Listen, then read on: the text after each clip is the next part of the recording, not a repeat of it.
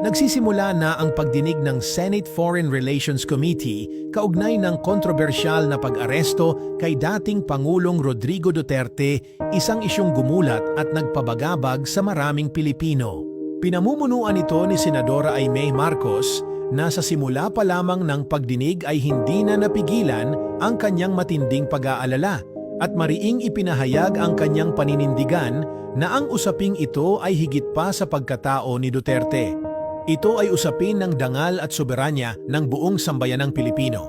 Sa kanyang pahayag, buong tapang na iginiit ni Senadora Imee na ang pagkakadakip kay Duterte at ang tila pagsuko sa kanya sa dayuhan ay hindi lamang isang personal na laban kundi isang pagyurak sa dignidad ng bawat Pilipino.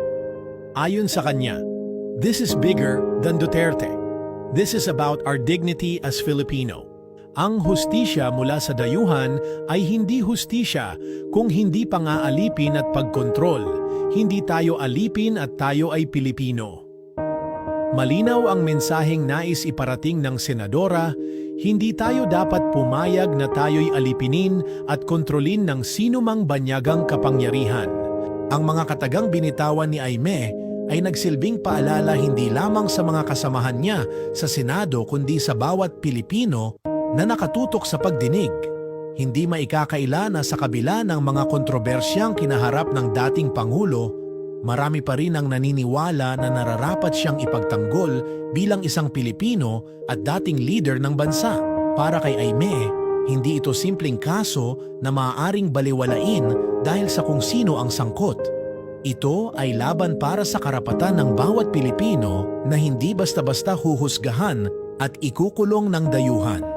Kasabay ng matapang na pahayag ni Imee, nagsalita rin si Senador Bongo na hindi maikakaila ang lungkot at pagkabahala sa kanyang mukha. Anya, walang silbi ang pagdinig kung sa huli ay hindi rin naman mapapauwi si Duterte sa Pilipinas. Muli niyang ipinaabot ang kanyang matinding panawagan sa mga kinauukulan na gawin ang lahat ng paraan upang maibalik si Duterte sa bansa sa lalong madaling panahon. Pakiusap ko lang, kung kaya niyong dalhin siya doon sa loob ng 13 oras, kaya niyo rin siyang ibalik dito sa lalong madaling panahon. Nangungulila ang Pilipino, hindi kayang tanggapin ang nangyari sa kanya, emosyonal na pahayag ni Go na tila ramdam ang bigat ng kanyang kalooban.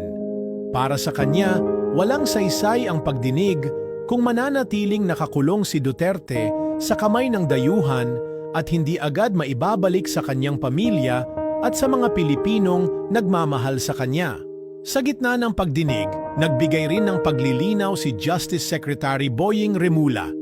Ayon sa kanya, bagamat may jurisdiksyon ang International Criminal Court or ICC sa mga individual na pinaniniwalaang lumabag sa international humanitarian law, wala na itong kapangyarihan sa Pilipinas bilang isang estado mula nang tuluyang umatras ang bansa sa Rome Statute noong 2019. Isang malinaw na pahayag na lalong nagpatibay sa posisyon ng ilang senador na hindi dapat hinayaan ang nangyaring pag-aresto kay Duterte. Dahil dito, lalong umiinit ang usapin sa Senado. Ang bawat senador ay kanya-kanyang pahayag, kanya-kanyang panawagan, ngunit iisa lamang ang layunin, ang maipaglaban ang karapatan ng isang Pilipino laban sa banyagang kapangyarihan na tila nais manghimasok sa ating pambansang soberanya. Hindi rin maikakaila na para kina Imee at Bongo, higit pa sa pagiging dating Pangulo ang usapin. Ito ay tungkol sa pagprotekta sa dignidad ng bawat Pilipino at pagit na tayo ay may sariling hustisya at hindi kailanman basta-basta magpapailalim sa desisyon ng dayuhan.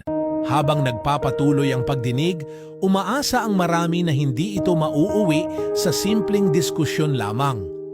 Hiling ng sambayanan na sana'y may malinaw na direksyon at aksyon na gawin ang pamahalaan upang maibalik si Duterte sa bansa. Sa bawat oras na lumilipas, lalo lamang nararamdaman ng marami ang kawalan at lungkot sa naging kapalaran ng dating Pangulo. Sa huli, ang laban na ito ay hindi lamang laban ni Duterte. Isa itong laban ng bawat Pilipino para sa ating dignidad, karapatan at kalayaan bilang isang malayang bansa. Tulad ng sinabi ni Senadora Aimee, hindi tayo alipin. Tayo ay Pilipino at kailanman hindi tayo dapat pumayag na yurakan ng dayuhan ang ating dangal at soberanya.